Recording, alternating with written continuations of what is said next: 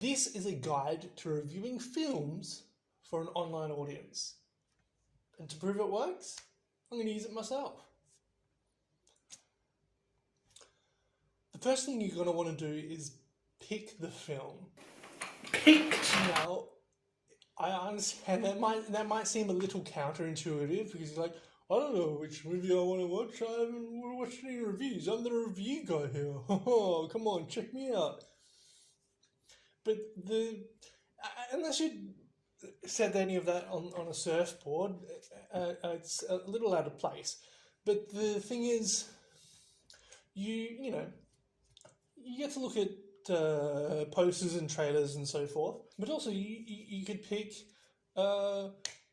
whoever it is that contacted me and invited me to the screening. I'll go watch that one, the one that I was invited to. Or you could go, hey, Titanic sounds like a good movie. Titanic.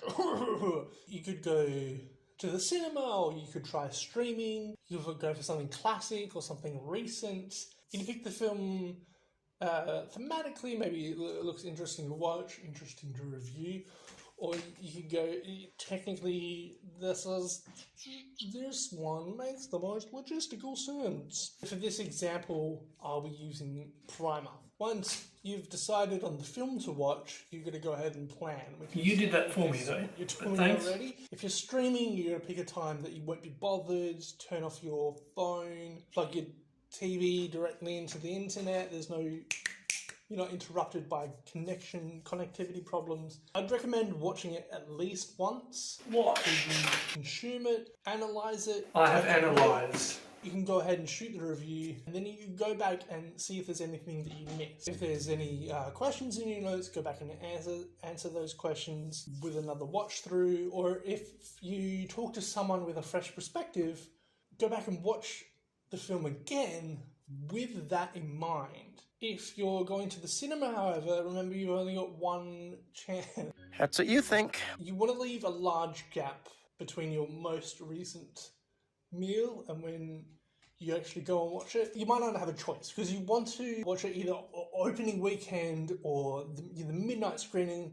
You want to watch it as soon as you can to make the review as soon as possible so people can watch it as soon as possible so they can decide whether they want to go see the movie or not while it's still in the cinema. When it comes to the review itself, if you're streaming, watch it as many times as you need, and then go through your notes and kind of summarize them. It has to be like rhythmic and flow off the tongue, and you've got to, leave lulls in there for your point to come across to the audience and let it sink in a bit. If it helps, write it in the prose of the trailer or in the prose of the film itself.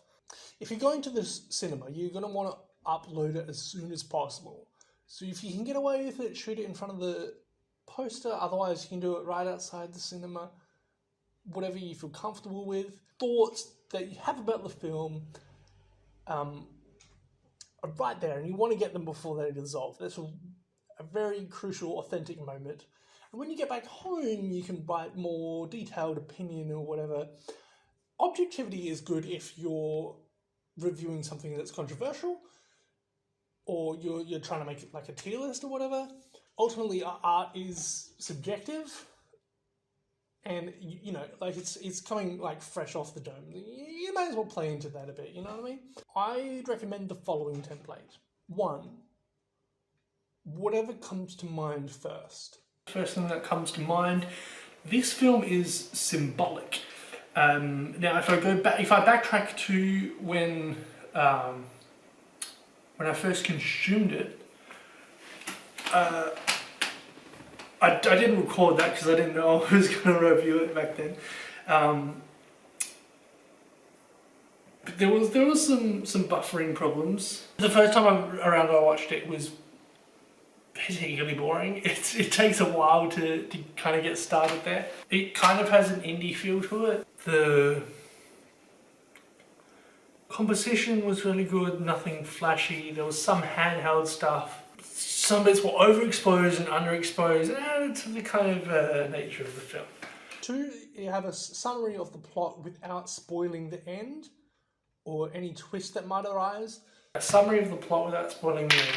So there's a group of guys, they're making something in their garage. They're basically trying to make like a startup company in 2004. The third step is something that you might have to wait until you get home to do. Explain any technical aspects that you noticed or researched. Right, okay, so the technical aspects, there was poor lighting. There was some scenes were overexposed, some were underexposed. There was good framing, so you had like the domestic stuff on one side and the entrepreneurial stuff on the other side of the frame. It was mostly like locked off tripod shots. 4 is to tie in the effect the filmmaker's approach had. The voiceover, which was diegetic. Like, it's a low budget film, sure, but it's a low budget, startup company, you know what I mean? So it works. And it's like all of the night shots aren't like super bright and obvious and easy to see, which is realistic to what happens at night. And whenever there are parts where the audience might feel a little bit uncomfortable, but the characters felt uncomfortable too, so it works. 5 is to give an alternative perspective. So I mean, the film, it isn't for everyone. It can be a little bit jarring at times. If you're not careful, it can be a ticket to nihilism. If you're susceptible to those ideals, maybe don't watch it. 6, give 2 or more reasons why you liked it or disliked the film. 2 or more reasons why I liked the film in this case. 4, a different take on a concept that's already been established. Nothing too fancy, but it still manages to hit the philosophical points. More, accessible, and from what I can tell, is more realistic. They use the limitations to their advantage. No one had all the answers. It's not something I normally like in a movie, but it really worked with this one because the characters were always second-guessing themselves, and the audience wasn't spoon-fed any epiphanies. Number 7 is to summarise your experience, rounding it out with a rating. Most people do 5 stars or out of 10. If you wanted to, you could do like a grading system, or you could rank it in a tier list or whatever.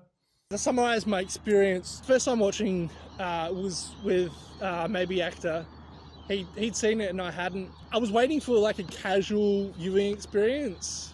And when I say waiting, I mean there was connectivity issues. I didn't really pay that much attention to the details at first. The narrative was interesting enough. During the low bit, it was kind of fun for me to pick up on the interesting filmmaking choices that they did and stuff. I didn't fully understand it. Fun fact, neither did maybe actor, and that was his second time through. 2 hours of Project Almanac later, and we're still talking about Primer. For a movie that should have you asking, what even was the budget on this thing? Instead, it surpasses that, and it leads to interesting discussions. It did have its technical flaws, but it, more than just being charming, it worked for the film. Yes, for this reason, I'm putting it above Nobody, but just below Rise of Skywalker. To save time, as you are going to the cinema, watching it only the once, you can go into the cinema with a B- as the default, or 2.5 stars, and then adjust it based on what you watch. You might see a cool sequence, you go, okay, it's not a B-, it's a B. You might get a third of the way through and the message will hit you on the nose. That wasn't very subtle. Back to a B-. There might be layers of entertainment, symbolism, realism, and talk about your one political issue, but not through dialogue, through an action sequence. And now it's an A+. You know what I mean? So you can if you go into the screening with this particular mindset, it might diminish the authenticity of the review, but not by a lot. It could lead to some interesting insights. You could start the review and go, I went into this thinking that it would suck. But then I got like 5 minutes into it and completely forgot about my prejudice grading system. Yeah, that just shows how immersive the film was. You're done with all that and it's nearly perfect. Edit as necessary. If you decide to stream the film, you can use clips from the movie and it counts as fair use. It won't get copyrighted. It counts as fair use for reviewing purposes. However, you would want to limit this because 2 reasons. One, there's supposed to be about a limit of 10%. The second reason to not overdo it is you don't want to ruin the viewer's experience. Because if they want to go watch the movie themselves, then you don't want to show them too much already. If you're going to the cinema, you probably want to limit it to on-screen text, maybe some visual aids there, because it's more important that you get it done now than it is to get all the references that you can sugarcoat in there. If you're looking for something to cut away to, you can probably find a JPEG of the poster online, or you can just use jump cuts. If you are going to use jump cuts, one of the things you can do is you can match the eye level from one cut to another, which is, it's less jarring on the audience. See what I mean? If you've got time, show it to a couple of your mates. Show it to someone who hasn't seen the film, just to make sure they can't guess the ending just based on your review alone, and show it to someone who has seen the film so there's nothing glaringly obvious that you completely missed. Alright, I hope that helps. Go to your local cinema to watch this movie that's coming out, film a review, and then email us a link letting us know when the review's ready. I won't even watch the trailer, I will only watch your review. But yeah, if you like this, hope this video helps.